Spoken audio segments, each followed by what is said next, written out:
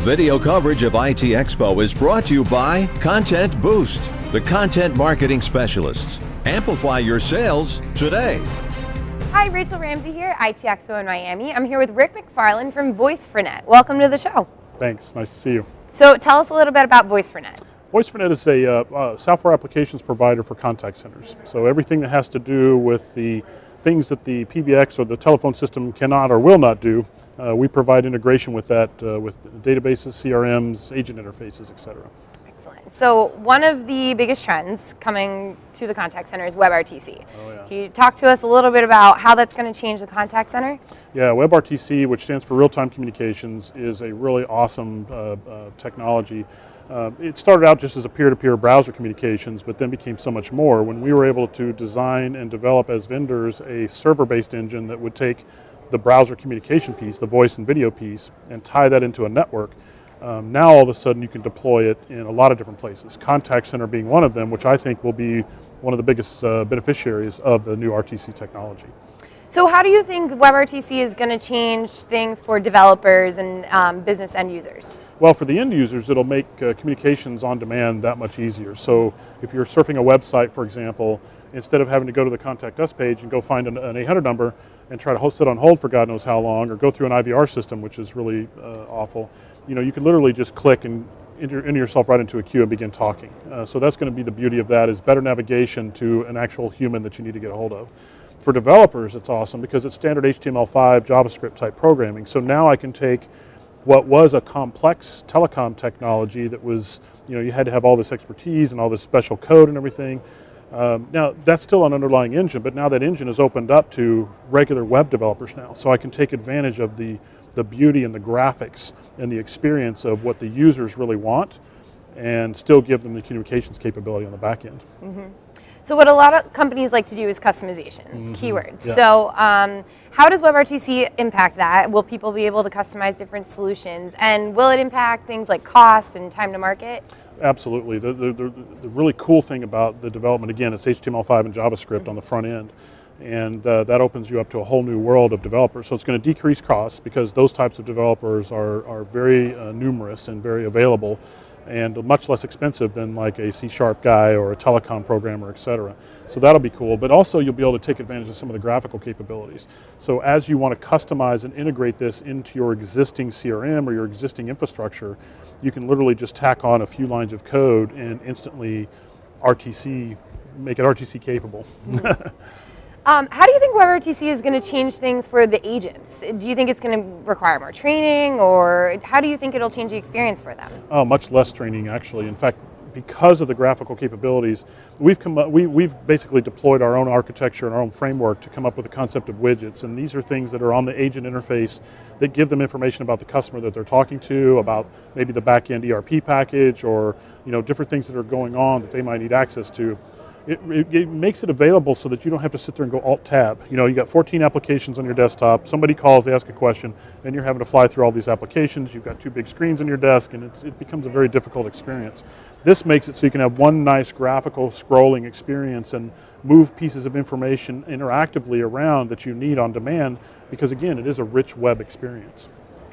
So WebRTC is relatively new, it's building, but what do you suggest for businesses looking to add WebRTC to their strategy? Well, for example, they need to have a good underlying architecture first. I always make the joke that if you don't have a good manual procedure, the only thing another new technology is going to do is help you screw up faster. So if they have good procedures, but they want to create a better user experience or a more robust user experience, and when I say user, that could be the agent or the customer or consumer or their customer on the other end. And if they have that infrastructure in place, then adding WebRTC on top of that is really just the addition of some pieces of technology and integrating into what they have. So one of the areas WebRTC is supposed to impact the most is contact center. Yeah. So when do you think, realistically, looking at a time frame and time-wise, how long do you think it'll be before we actually see WebRTC in a lot of contact center applications? You're already seeing it today. I mean, there's lots of deployments out there of WebRTC today in the contact center space. They're more on smaller scale implementations at this stage, but this is the year. I mean, for the last 2 or 3 years now, we've been working with the infrastructure, and Google and Mozilla and all those guys have been working on that. but now it really is mainstream. I mean, even companies like Jimband, which is a large equipment provider, they have RTC gateways now, just same as session border controllers. So what that gives you the capability to do is now scale that deployment. So I think 2014 is going to be the year you're going to see massive deployment of RTC style applications. And what about Voice4Net? What can we expect to see from you in the space? Same thing, and that's why I can guarantee that 2014 is that, because I mean, we have other companies that do it as well, but we're actually going to be launching our RTC version of the contact center software in March. So we are already have great results in the lab and great results in beta test, and we're highly confident that it's going to make a difference. It's going to be a game changer for us in terms of what we can deploy, how quickly we can do it, what kind of rich interface we can give the customers in the contact center, and this is the year for that. Excellent. And you spoke on a panel here at IT Expo. Yes. Talking about the next generation of contact centers. So did you have the WebRTC tie-in? How did that go? Yeah, a lot of there was, of course, a technology tie-in, WebRTC being a technical possibility for contact centers.